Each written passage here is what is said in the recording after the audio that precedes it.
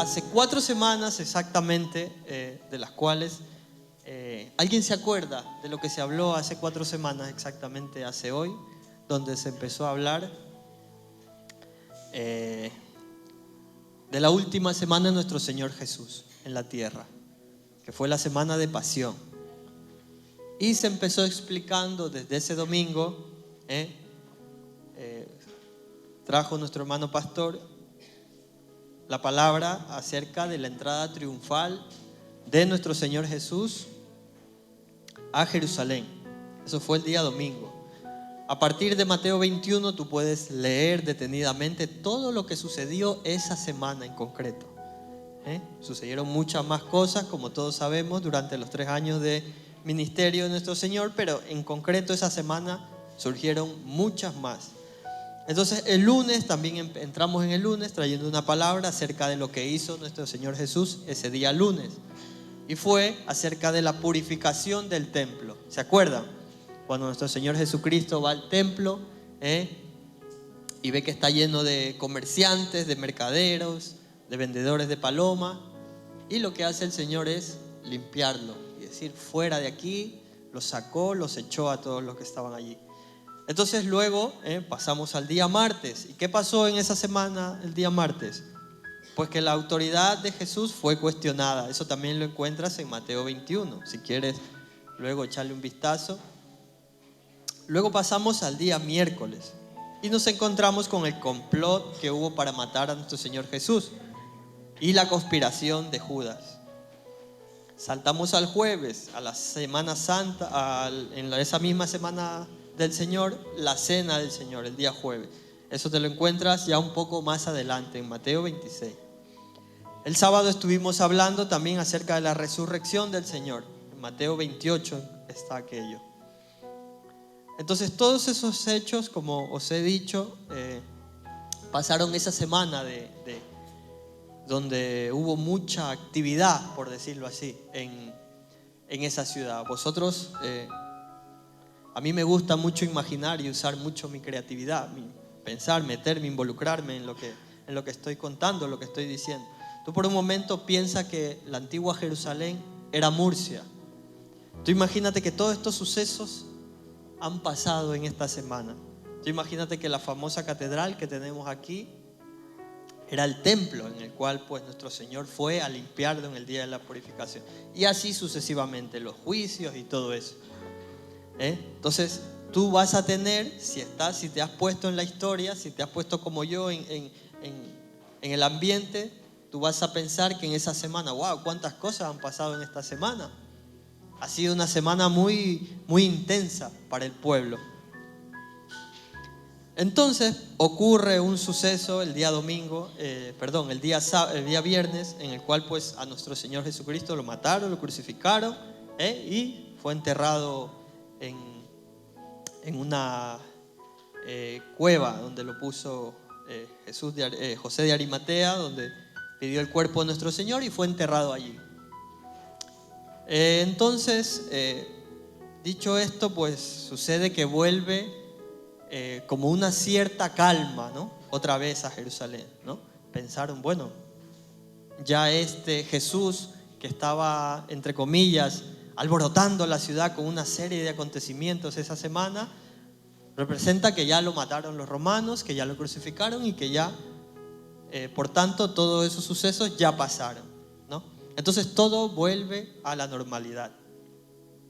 Y yo quiero seguir imaginando que todos los involucrados, los que se vieron involucrados, los personajes en esta historia, empezando de los principales, que fueron los que lo acusaron, los principales sacerdotes, los religiosos de aquella época, a la cabeza Caifás, el sumo sacerdote, y los principales, pues habrán vuelto a las sinagogas, habrán vuelto a sus templos, ese mismo templo que limpió Jesús, habrán vuelto otra vez a las sinagogas, a hacer sus ritos, sus rituales, sus costumbres, a seguir ocupando, como decía Jesús, les dijo, ocupáis los primeros sitios de las sinagogas para que se os vea, ¿no? Hacéis largas oraciones para que el pueblo os vea.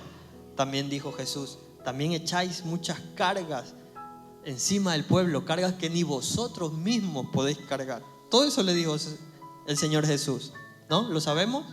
Todo eso lo dijo. Entonces yo quiero pensar que volvieron nuevamente, ya habrán dicho, bueno, ya este alborotador, entre comillas, ya está, se ha hecho cargo la justicia de él y todo vuelve a nuestra normalidad. Nosotros recordemos también que había empezado la Pascua hebrea, entonces dijimos, todo ha vuelto a la normalidad, vamos a seguir en nuestras costumbres, en nuestros hábitos, en nuestras cosas. Y sigo imaginando también el siguiente personaje involucrado, que también sale una foto ahí de él, es Pilato. Pienso que también pasado este acontecimiento, la muerte de Jesús, habrá pensado, pues bueno, ¿qué marrón me he quitado de encima? Este que estaba poniéndome al pueblo, unos que sí y otros que no, me estaba poniendo el pueblo en división, ya ha muerto. Entonces vuelvo yo a mi normalidad, vuelvo a mi palacio, vuelvo a mi vida cotidiana. Probablemente siguió gobernando, poniendo nuevas leyes, afligiendo más al pueblo con impuestos, dictando leyes que favorecían a Roma y en contra, lógicamente, del pueblo israelita, destrozando así sus vidas, destrozando su economía, su vida social, etcétera, etcétera, etcétera. Seguimos imaginando, veo también a los comerciantes, aquellos que días anteriores Jesús quitó y echó fuera sus bancas, sus sillas, sus lugares donde ellos trabajaban, donde tenían sus comercios, donde cambiaban monedas, donde vendían palomas. Y quiero pensar pues que también aquellos nuevamente habrán pensado, digo, bueno, pues ya Jesús no está. El que nos quitó las cosas de aquí, el que nos las tiró fuera, ya se ha muerto. Entonces yo quiero imaginar que volvieron a coger su silla otra vez y sus mesas, caminando, otra vez la habrán puesto ahí en el templo y siguieron con su vida, ¿no? Eso es lo que yo quiero imaginar. Y lo que probablemente pasó, ¿no? Volvieron ellos a seguir sus negocios, a seguir vendiendo palomas, a cambiar monedas, etcétera, etcétera. Volvieron, en nuestras palabras, a montar su chiringuito otra vez. Entonces, esos mismos acontecimientos pasaron en esa normalidad de Jerusalén. Amén. La vida cotidiana de ese pueblo, de esa ciudad, volvía a una leve condición de tranquilidad. Quiero pensar que la gente pues se seguía casando, la gente salía de fiesta, la gente salía de paseo, con su vida cotidiana, como si no hubiera pasado nada. Recordemos lo que he dicho antes, que estaban comenzando la fiesta de la Pascua hebrea, que es una de las más importantes del pueblo, por no decir la más importante. Fijarse ahora que hasta cierto punto los discípulos de nuestro Señor Jesús se dejaron llevar también por esa tranquilidad, por esa monotonía que volvió a Jerusalén. ¿Y qué sucede? Vamos a leerlo. Vamos a verlo. Bueno, yo te lo voy a decir y tú luego lo buscas. Dice, hasta un cierto grupo de discípulos de Jesús volvieron a esa normalidad. Tomás, Natanael y los hijos de Zebedeo y otros 2 de sus discípulos, a los cuales Juan no da su nombre, a la cabeza de Pedro, dice Pedro, voy a pescar. Y los que estaban con él le dijeron, pues vamos nosotros también. Volvió su rutina, pensaron en lo que ellos eran antes, en lo que ellos que era lo que desempeñaba. Y recordemos que ellos eran pescadores, la mayoría de los discípulos de nuestro Señor. Entonces pensaron, pues bueno, pues yo sé pescar, pues ¿a dónde voy a ir si ya todo ha vuelto a la normalidad? Pues es lógico que vayas a pescar. Yo sé hacer ventanas y puertas y lo más lógico cuando me vuelva a una cierta normalidad, si yo hubiera estado allí, pues lo más lógico es que me hubiese ido a un taller a seguir haciendo ventanas y puertas, ¿no? Eso era lo normal. Entonces los discípulos también se dejaron llevar por esa normalidad. Entonces, Eso te he dado la cita en Juan 21, 2, 3 lo pones. Si lo quieres apuntar, luego lo lees en tu casa.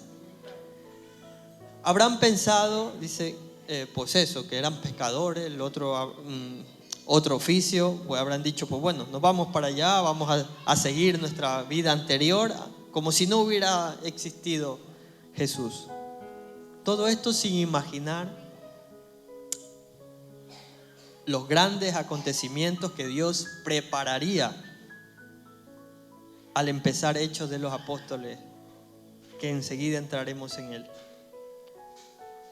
No tenían ni idea de lo que iba a acontecer. Entonces, para entenderlo, vamos a ir al libro de Hechos de los Apóstoles. Vamos a prepararlo en el capítulo 2.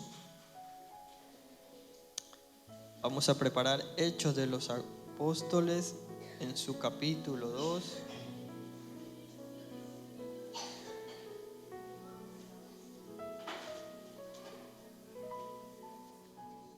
Entonces dice capítulo 2,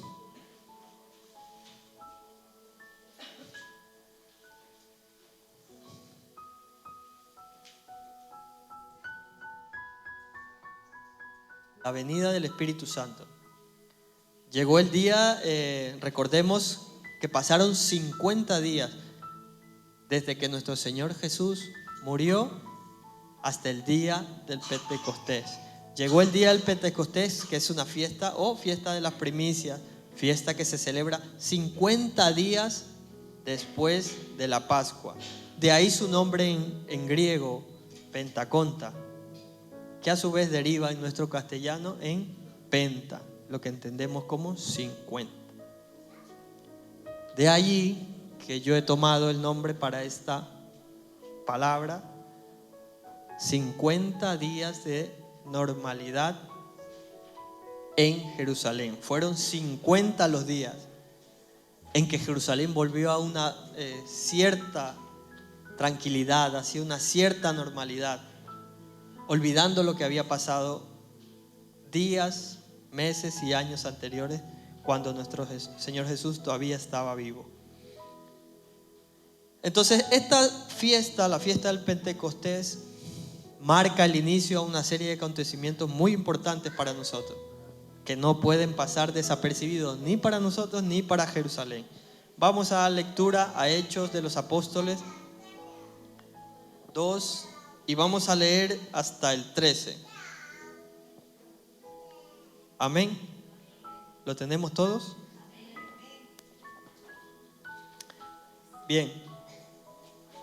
Y dice la palabra: cuando llegó el día del Pentecostés, estaban todos unánimes, juntos, y de repente vino del cielo un estruendo, como un viento recio que soplaba, el cual llenó toda la casa donde estaban, y se le aparecieron lenguas repartidas como de fuego, asentándose sobre cada uno de ellos.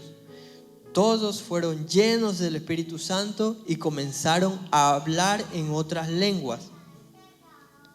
Vivían entonces en Jerusalén judíos piadosos de todas las naciones bajo el cielo. Al oír este estruendo, se juntó la multitud y estaban confusos, porque cada uno los oía hablar en su propia lengua. ¿Ven? Tú imagínate, ponte también, al igual que yo, en esa situación. Estamos en Murcia. Tú piensas que hay un suceso que conmueve nuevamente a Murcia y todo el mundo se acerca, supongamos al centro de Murcia, al igual que fue el día del bando de la huerta, que hubo mucha gente, se volcó al centro de Murcia. Tú imagínate eso, ¿no? Dice: vivía entonces en Jerusalén judíos piadosos de todas las naciones. Al oír este estruendo, se juntó la multitud y estaban todos confusos, y unos hablaban porque los escucharon hablar en su propia lengua, y estaban todos atónitos diciendo: ¿qué es esto? Entonces, lo primero es eso. Algo pasa en Jerusalén que nuevamente vuelve a haber zozobra, algo está pasando aquí, que la gente dice el verso 7, está atónita. Y el primer punto de esta palabra es: esa Jerusalén llena de tranquilidad, sucede un acontecimiento que los confundiría. Amén. En el verso 6 lo pone, dice, estaban confusos porque cada uno los oía hablar en su propia lengua. Dice el siguiente punto: estaban atónitos, admirados, dice en la parte del verso 7. Eso quiere decir que salieron. Tú imagínate la multitud, salió a la calle y digo, algo está pasando. Escucharon estruendo, escucharon que la gente empezaba a hablar en idiomas, empezó que la gente se empezaba a reunir en pos de estas 12 personas, de los apóstoles de nuestro Señor. Y luego vemos cómo se van desarrollando una serie de acontecimientos. Pone también en el verso 7, dice, estaban todos atónitos, admirados, diciendo, mirad. Ese mirad es de como cuando a ti tú ves algo que te sorprende y quieres que otro más lo vea. Y le dices, ven, mira lo que está sucediendo allí. Así es ese mirad. Dice, mirad. Dice, ¿no son estos los galileos? ¿No somos todos galileos y estos que están hablando? ¿Cómo pues los oímos nosotros hablar cada uno en nuestra lengua en la que hemos nacido? Y aquí te da una serie de nombres de los judíos que venían de todas partes del mundo en ese entonces a esta fiesta de la Pascua. Parto, medos, elamitas y los que habitan en el monte de Mesopotamia, Judea, Capadocia, el pronto de Asia, Frigia, Panfilia, Egipto y las regiones de África más allá del Cirené, y romanos aquí también residentes, junto con judíos, como prosélitos. Todos aquellos, te habla el narrador de todas las personas que habían en ese momento. Entonces todos ellos los sacude ese hecho tan relevante que sucede en Jerusalén. El punto 3 lo encontramos en el siguiente verso, en el verso número 12. Dice, se hicieron una pregunta. Estaban todos atónimos, dice el verso 12. Estaban todos atónitos y perplejos, diciendo unos a los otros, ¿qué quiere decir esto? Cuando tú no entiendes algo, ¿qué quiere decir eso? ¿Por qué es eso? No entendemos eso. Jesús ya no está, habrá pensado la gente. El que hacía milagros, el que hacía todas estas cosas ya no está. O sea, ¿qué está pasando aquí? Era una pregunta de incredulidad también, se podría llamar. También allí juntos, reunidos, había un cierto grupo de personas, que es el punto número 4, los burladores. Se encuentra el verso 13, dice, pero otros burlándose decían, están borrachos. Fíjate.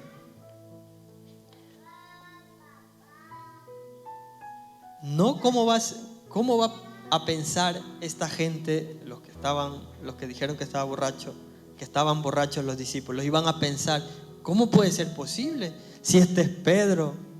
¿Cómo puede ser posible si este es Juan? ¿Cómo puede ser posible si son hombres? No es Jesús. ¿Cómo puede ser posible que estén hablando en idiomas, que estén haciendo todo este tipo de cosas? No puede ser, no se lo creían. Y cuando no te crees algo, ¿qué es lo que tienes que hacer? Pues sacar tus propias conclusiones. Y ellos las sacaron y dijeron, pues estos están borrachos. Yo quiero pensar que son los mismos los que... hay una cita en la palabra donde nos dice que al Señor y a sus discípulos los llamaron glotones, que solo pasan comelones, que solo pasan comiendo, que te juntas con recaudadores de impuestos, que te juntas con prostitutas, que te juntas en casas de personas que no son de bien ver para la sociedad. Eso le llamaron a nuestro Señor. Yo quiero pensar que estos mismos fueron los burladores y que dijeron, ¿cómo es posible? Si son estos los comelones, son estos los que estaban de cena en cena, de casa en casa, iban por ahí visitando a todo el mundo con Jesús. ¿Cómo puede ser posible eso? No lo creían. dice, ¿cómo puede ser posible si estos son pescadores? ¿Y cómo es un pescador? Lamentablemente en la antigüedad. Un hombre con muy poca educación, no voy a decir sin educación, con muy poca educación, con muy poca cultura, con muy pocos estudios quizás. Algunos fueron a la escuela, otros no. Mucho menos a la universidad. Habrán pensado, estos pobres pescadores, ¿cómo pueden estar haciendo eso? Y tenemos luego el primer discurso de Pedro a continuación en el verso 14. Vamos a leerlo también. Lo tenemos ya todos. El verso 14 de Hechos está justo después de esta primera parte. Dice la palabra: entonces Pedro, poniéndose en pie con los 11, recordemos que estaban allí los 12 discípulos, alzó la voz y les habló diciendo: judíos, todos los que habitáis en Jerusalén, esto os sea notorio, y oíd mis palabras, pues esto no están borrachos como vosotros suponéis, puesto que es la hora tercera del día. Pero esto es lo que, dicho por el profeta Joel, dice: en los posteros días, dice Dios, derramaré de mi espíritu sobre toda carne, y vuestros hijos y vuestras hijas profetizarán, vuestros jóvenes verán visiones, vuestros ancianos soñarán sueños, y de cierto sobre mi siervo y sobre mi sierva en aquellos días derramaré de mi espíritu y profetizarán. Wow. Ahí les aclara Pedro lo que está pasando. No estamos borrachos, estamos sobrios. Le dice: no oísteis. Cuando le dice no oísteis es porque saben ellos, porque son judíos, conocedores de la palabra, conocedores de la ley. Este fue uno de los primeros, el primer discurso de Pedro. Lo puedes leer luego si quieres, porque es largo, es un poco extenso, todo en tu casa. Pero nosotros vamos a estudiar el verso 37. Nos detendremos ahí un momentico. Dice: al oír esto se compungieron de corazón y dijeron: Pedro y a los otros apóstoles: hermanos, ¿qué haremos? Pedro les dijo: arrepentíos y bautícense cada uno de vosotros. ¿Sabéis cuántas personas se convirtieron en el primer discurso de Pedro? 3,000 personas se convirtieron en ese primer discurso de Pedro, lleno del Espíritu. Después de haber venido el Pentecostés, después de haber pasado esos 50 días de tranquilidad. Entonces pensamos que se quedó solo allí, en eso, y ya está, y terminaría. No. Siguen sucediendo una serie de acontecimientos y muchos más que en todo Hechos de los Apóstoles el escritor los menciona. Sin embargo, nosotros solo leeremos el siguiente, que se encuentra en Hechos número 3, en Hechos capítulo 3, y leeremos del 1 hasta el 10.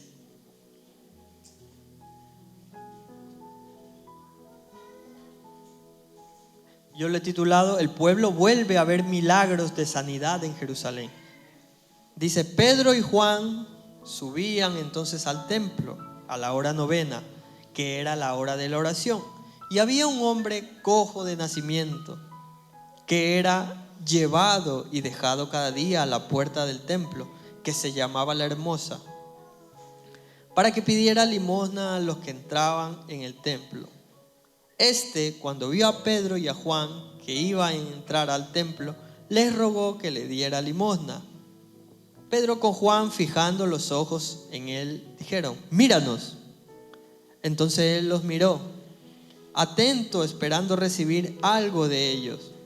Pero Pedro dijo: no tengo plata ni oro, pero de lo que tengo te doy. En el nombre de Jesús de Nazaret, levántate y anda. Entonces lo tomó. Esta parte es interesante porque Pedro le dice al cojo, le dice, levántate y anda. Pero luego en el 7 dice, entonces lo tomó de la mano derecha y lo levantó. O sea, como que no quería levantarse. Dijo, levántate. Al instante se afirmaron sus pies y los tobillos, y saltando se puso en pie y anduvo y entró con ellos al templo, andando y saltando y alabando a Dios. Todo el pueblo lo vio andar y alabar a Dios, y lo reconocían que él era el que estaba sentado pidiendo limosna a la puerta de la hermosa. Y se llenaron de asombro, espanto de lo que sucedía. Otra vez esa palabra. Otra vez se llena de asombro Jerusalén. Otra vez se llena de espanto Jerusalén. Algo está pasando nuevamente en Jerusalén. Algo ha quitado esa tranquilidad, esos 50 días de tranquilidad. Todos estos acontecimientos lo han hecho que desaparezca. Vuelven los milagros, vuelven los prodigios, vuelven las señales a Jerusalén. Pero esta vez en manos de ¿quién? De Jesús. Jesús ya está muerto. Está crucificado y ascendido hace 10 días antes del Pentecostés. Ascendió a los cielos. Era Pedro. Era Juan. Dios a través de ellos usándolos para poder seguir haciendo esos milagros de sanidad. Toda Jerusalén estaba acostumbrada a que sea Jesús, como le dije, el que alborotaba, entre comillas, el que sanaba, el que hacía esto, el que echaba demonios, el que curaba leprosos. Mas de repente, por eso yo entiendo y me meto en el papel pensando, aquí hay algo que no me cuadra. Antes era Jesús, pero porque se decía llamar el Hijo de Dios, pero ahora son estos.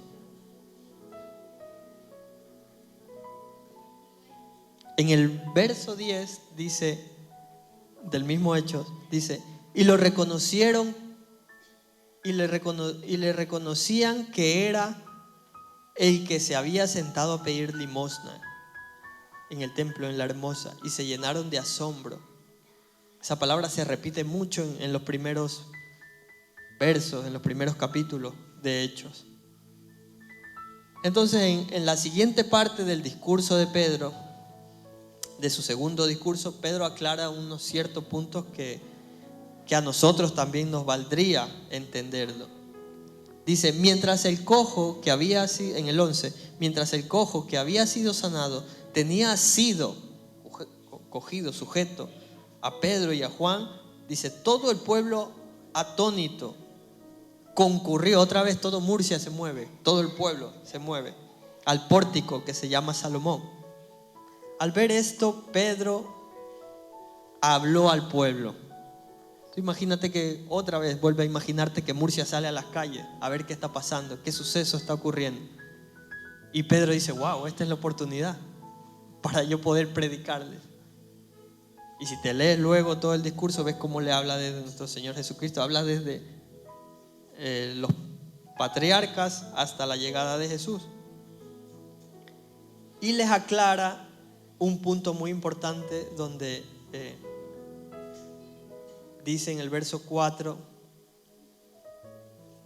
me he perdido.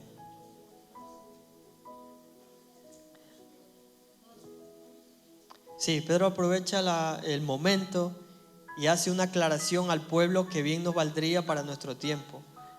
Está en el verso 12 y 13. Dice, al ver esto, Pedro habló al pueblo israelita. ¿Por qué os admiráis de esto? Pregunta. Hace otra pregunta.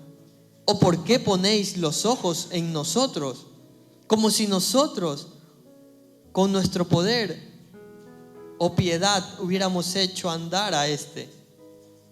El Dios de Abraham, el Dios de Isaac y el Dios de Jacob, el Dios de nuestros padres, ha glorificado a su Hijo Jesús. Y luego le hace también una acusación. A quienes vosotros entregasteis y negasteis delante de Pilato, cuando éste había resuelto ponerlo en libertad. Eso hace Pedro. Les aclara que no soy yo, ni es Juan, ni es ninguno de los otros discípulos. Es Jesús que está cumpliendo su promesa, que fue interceder delante del Padre, a mandar el Espíritu que estuviera con nosotros. Entonces Pedro se lo aclara aquí. No mires a mí. No me mires a mí, no soy yo. No soy Mario, no son los líderes, no es el pastor, no. Es Dios a través de nosotros quien lo hace.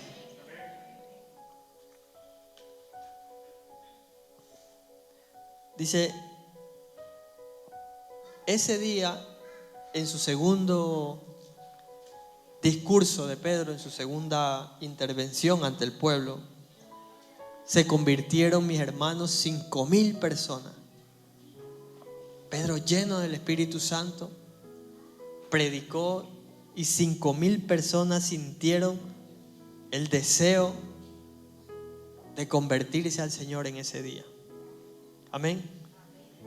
Y lo último que te quiero dejar en esta mañana es un pensamiento mío. Lo más maravilloso de todo este libro de Hechos de los Apóstoles es que a día de hoy lo seguimos escribiendo tú y yo, porque hemos sido testigos de lo que ha hecho Jesucristo. En Hechos 2:32 dice, de lo que Jesús ha hecho en nuestras vidas, de eso somos testigos, de un sinfín de milagros, de un sinfín de prodigios, y que aún al día de hoy siguen ocurriendo en nuestras vidas.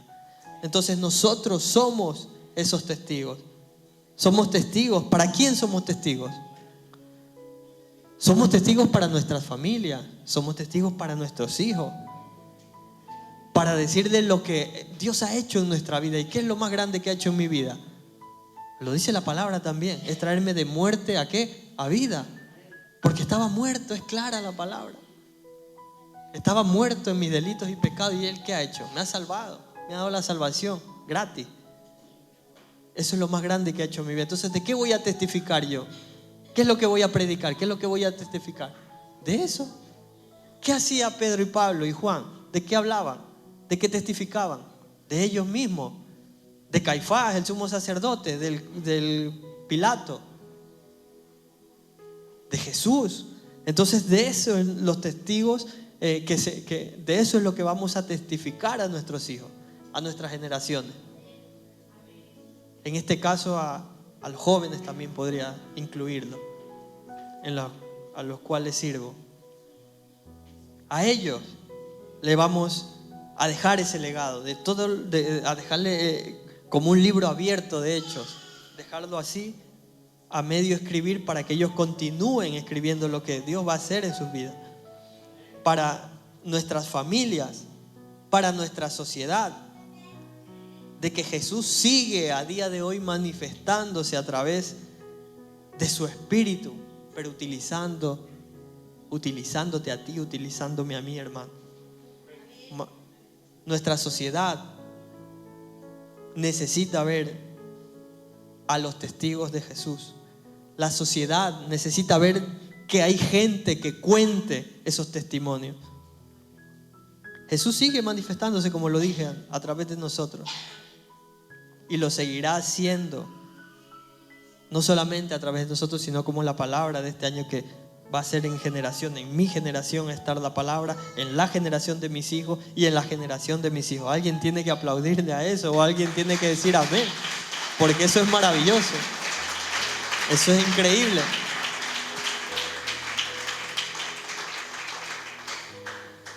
Porque nos ha tenido en cuenta Dios para eso, a nosotros. ¿Por qué? No sé, no me lo explico. Siempre se lo digo a mi esposa eso. ¿Por qué? ¿Por qué me eligió a mí? Podía haber elegido a otro mejor, con más cualidades, más preparado, con más estudios, pero me eligió a mí. No lo sé por qué. Para que sea testigo de esto en mi familia, porque no hay ni un converso, salvo yo y mi madre ahora. Entonces yo te dejo, mi hermano, con esta última reflexión. Nosotros somos los Pedro, los Juan de nuestro tiempo. En ti y en mi iglesia se sigue escribiendo este libro de todos los acontecimientos de Hechos de los Apóstoles. Amén. Ponte en pie, iglesia. Vamos a darle gracias al Señor por su palabra. Señor, te estamos muy agradecidos, papá. Gracias, Señor. Gracias, Señor. Que no se canse nuestro corazón, que no se canse, Señor, nuestro ser de agradecerte, Padre, porque aún no siendo merecedores de tu gracia, Señor, tú te has manifestado a nosotros, al igual que lo hiciste a nuestros discípulos, Señor, a estos discípulos hace más de 2000 años, Señor. Y a partir de ahí se escribió un antes y un después en la vida de cada uno de ellos, Señor. Tú dijiste de Pedro que le ibas a dar las llaves de tu iglesia, Señor. ¡Wow! Qué maravilloso eres, Señor. A un hombre como yo, a un hombre lleno de deseos, de imperfecciones, Señor. Gracias, Padre, porque al sol de hoy, Señor, nosotros podemos seguir testificando de ese Jesús, de las obras que ha hecho primeramente en nuestras vidas, Señor, de lo que está haciendo en nuestra familia, de lo que está haciendo, Señor, en nuestro círculo más cercano. Por eso te agradecemos, te bendecimos en esta hora. Te damos gracias, Señor, por tu palabra, porque nos has hablado claramente, Señor. Nos has hablado, Señor, que tú tienes un propósito para cada uno de nosotros, al igual que lo tuviste, Padre, para esos 12 discípulos que empezaron esto, Señor. Aquellos 12 que rompieron con la tranquilidad en Jerusalén. Aquellos 12 que se invistieron de poder tras la venida del Espíritu, Señor. Aquellos 12 cambiaron el mundo, Señor.